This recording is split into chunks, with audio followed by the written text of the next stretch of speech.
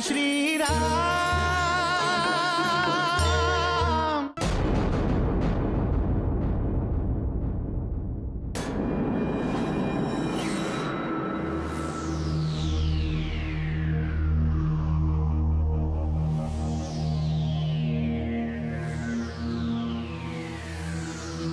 प्रणाम महाराज। कैसी है मेरी होने वाली महारानी?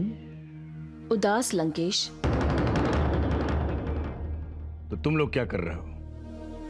उसका मनोरंजन क्यों नहीं करते? मनोरंजन के लिए मन होना चाहिए। वो तो भोजन भी नहीं कर रही।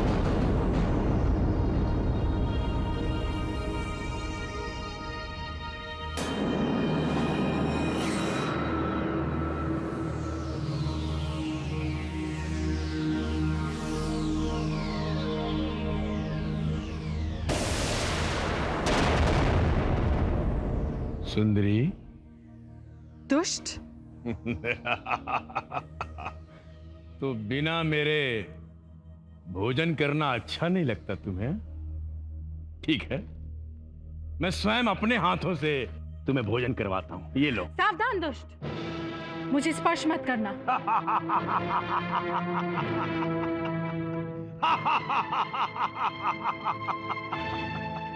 अनाचारी राक्षस, तूने पाप वृत्ति से एक बार मुझे स्पर्श किया है।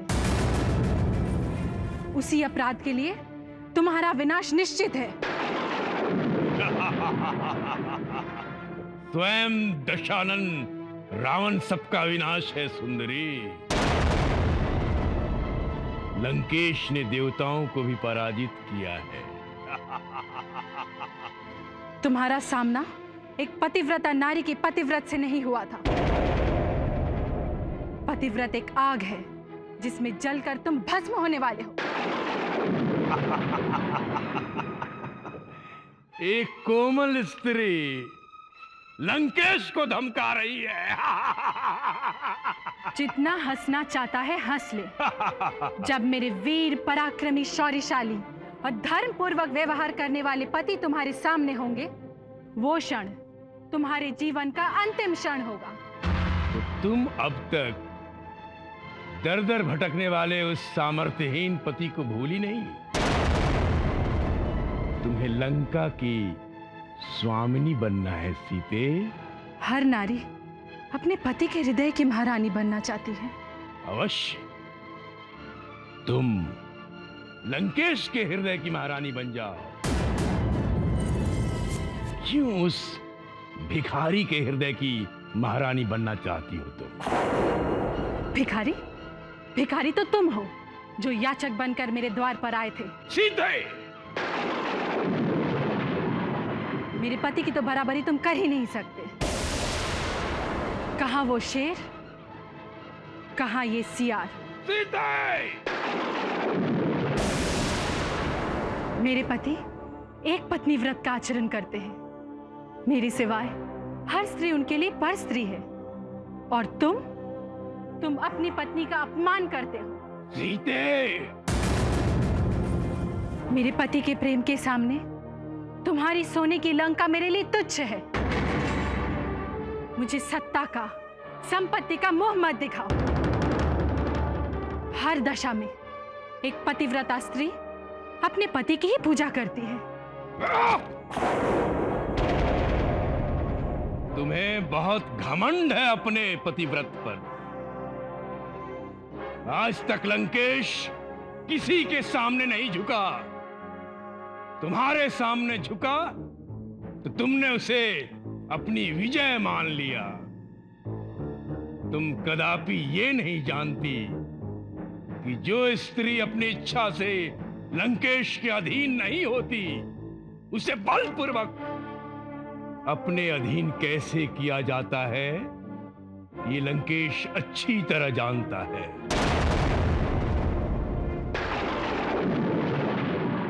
आज संपूर्ण सृष्टि देखेगी कि पतिव्रत की आग में कौन जलेगा, सीता या लंकेश।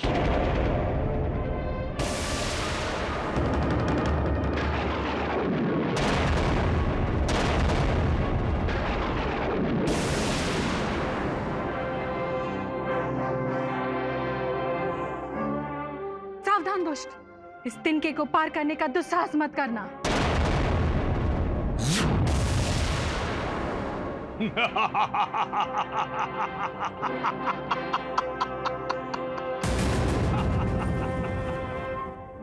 सीते, लंकेश का क्रोध जब तूफान का रूप लेता है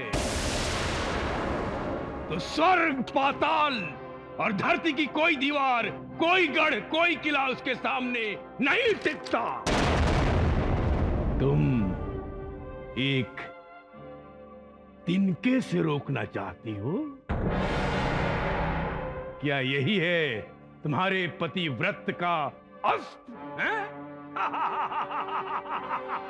तुम अपने विनाश के कगार पर खड़े हो राक्षस। विनाश? और ये तिनका करेगा? नारी के पतिव्रत का हंसी ठट्ठा मत कर दुष्ट। पतिव्रता स्त्री का प्रत्येक शब्द किसी भी अस्त्र से कम विस्फोटक नहीं होता। पतिव्रता स्त्री की तपस्या से एक तिनका भी प्राण घातक बन जाता है। अच्छा, इसे तिनका मत समझ दुष्ट, ये सीता के सतीत्व की अभेद दीवार है। अभेद दीवार? मैं जब फूंक मारूंगा तो ये अभेद दीवार न जाने कहां उड़ के चली जाएगी। हे दशो दिशाओं, देवताओं, गंधर्व, किन्नर, अप्सराओं, ऋषि, मुनि, तपस्वियों, यदि मैंने मन, वचन और कर्म से अपने पति की सेवा की है, अपने पति की पूजा की है, अपने पति के सिवाय हर पुरुष को पर पुरुष माना है, तो ये दुष्ट कायर पापी इस तिनके को पार करते ही भस्म हो जाए।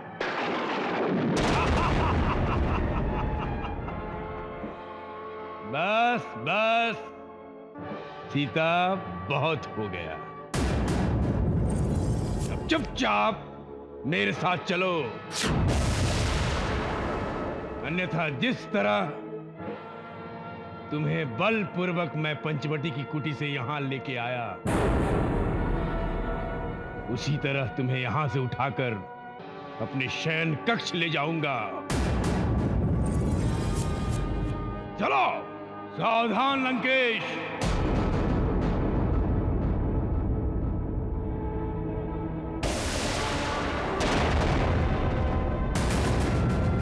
लंकेश, तुम भूल गए तुम्हें जो शाप मिला है। स्मरण करो, यदि किसी पर स्त्री के साथ उसकी इच्छा के विरुद्ध बलपूर्वक दुष्कर्म किया तो तुम्हारे सर के 7 टुकड़े हो जाएंगे। स्मरण करो।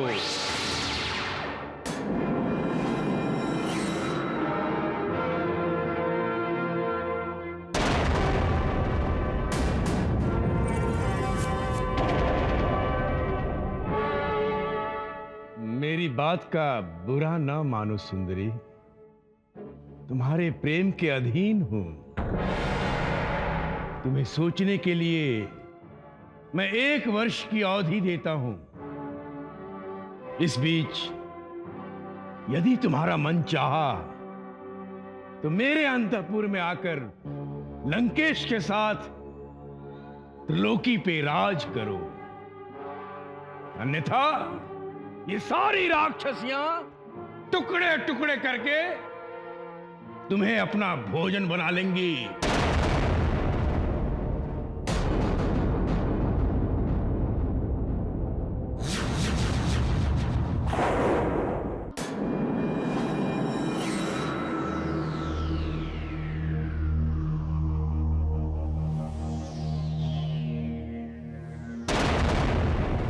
त्रिजटा, आज्ञा लंकेश। सीता को वश में करने का प्रयास करो। साम दाम दंड भेद किसी भी नीति से उसे वश में करो। जो कोई भी सीता के समर्पण का मुझे शुभ समाचार देगा उसे मुंह मांगा पुरस्कार दिया जाएगा। जो आज्ञा लंकेश। हे भोलेनाथ, सीता पर अत्याचार करने के विचार से आगे बढ़ा हुआ रावण अचानक रुक क्यों गया? देवी, मानव हो या राक्षस, पाप करते समय भूल जाता है कि उसे अपने पाप कर्मों का दंड भी भुगतना है। रावण अपने पाप कर्मों का विराट रूप देखकर भयग्रस्त हो गया है। ऐसा कौन सा पाप कर्म किया है रावण? दशानन रावण ने तो अनगिनत पाप कर्म किए हैं देवी। परंतु उन्हें श्राप किसने दिया? नल कुबेर ने। अर्थात कुबेर पुत्र?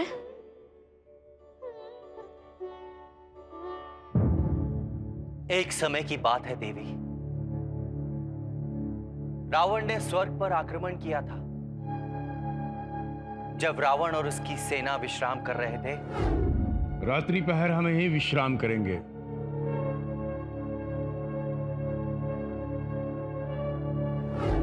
उसी समय रात को रावण को अप्सरा रंभा दिखाई दी।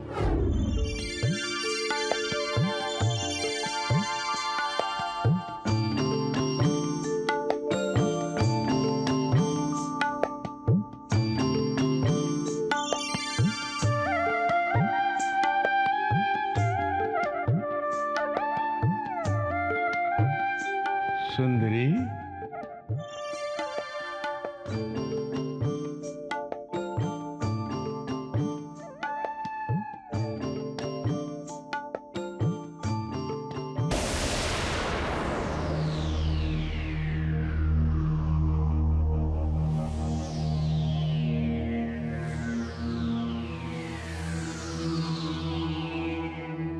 हे सुंदरी, कहां जा रही हो? साक्षात त्रिलोकीनाथ तुम्हारे सामने खड़े हैं। हे गजगामिनी रंभा, तीनों लोकों में मुझसे श्रेष्ठ न तो अश्विनी कुमार हैं, न इंद्र न विष्णु, और तुम मुझे अनदेखा करके जा रही हो। ये मेरा अपमान है। मैंने ना आपका अपमान सोचा है और ना ही किया है। फिर आओ, मेरा साथ दो। आपको ऐसी बातें शोभा नहीं देती लंकापति। आप मेरे ससुर हैं। ससुर? और मैं?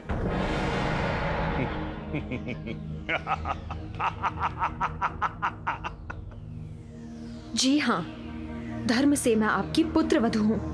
मेरे किस पुत्र की तुम वधू हो?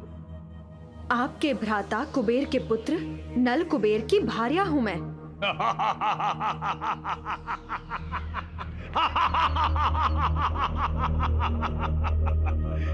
अप्सराएं किसी की भार्या नहीं होती रंभा।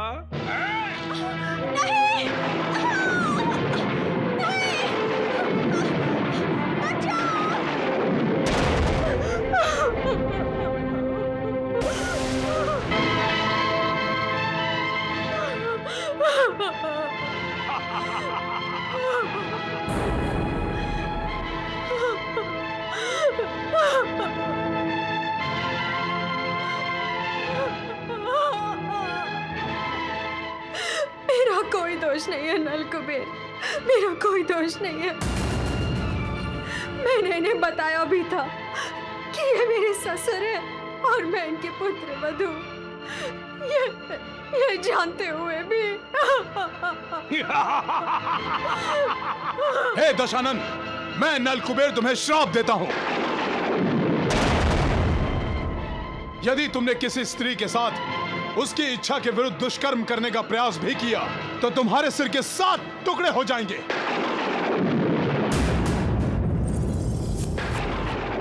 इस श्राप का स्मरण होते ही रावण भयग्रस्त हो गया। उसने जनक नंदिनी की ओर बढ़ने वाले अपने कदमों को वहीं रोक दिया।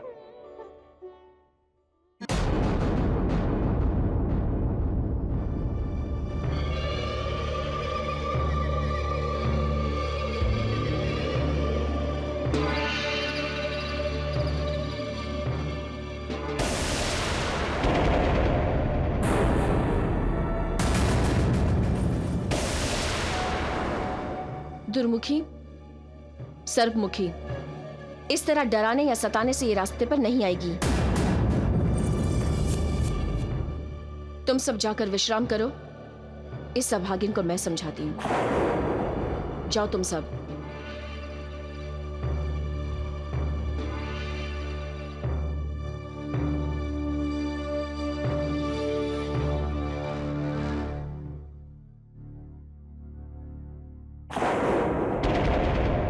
देवी सीता, मैं तुम्हारी पति भक्ति देखकर तुम्हारी भक्त हो गई हूं।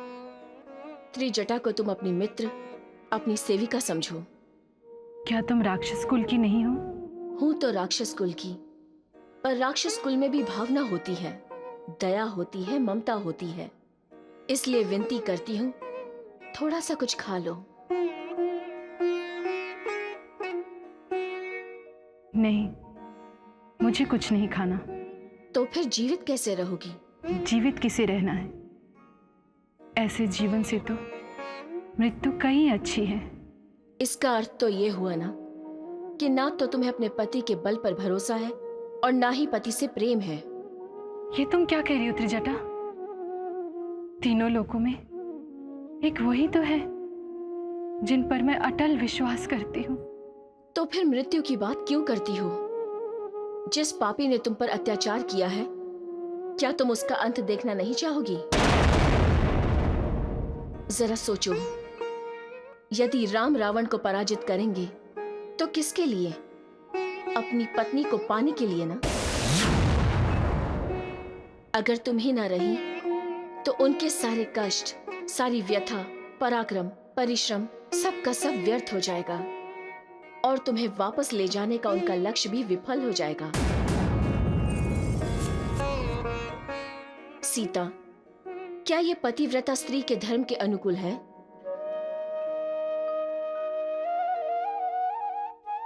अपने लिए नहीं, अपने पति के लिए जीवित रहना होगा। इसीलिए बार बार अनुरोध कर रही हूं कि कुछ खा लो। मैं राजभोग नहीं ग्रहण कर सकती। ये प्रदेश पापी है। मैं इस प्रदेश का अन्न ग्रहण नहीं कर सकती। और फिर मेरे स्वामी, वो भी अन्न ग्रहण नहीं करते। वो केवल कंद, मूल और फल खाते हैं। मैं समझ गई, स्त्री धर्म यही है। मैं तुम्हारे लिए कंद मूल की व्यवस्था करूंगी और सात्विक भोजन की भी। यहाँ लंका में सात्विक भोजन? यहाँ भी कुछ सात्विक लोग हैं, विभीषण जैसे नीतिवान हैं। मैं वहां से तुम्हारे लिए तपस्वियों का आहार लेकर आऊंगी पुत्री। हाँ पुत्री। माता, मेरी कोई संतान नहीं है। तेरे जैसी आदर्श पुत्री पाकर आज मैं धन्य हो गई। वाह,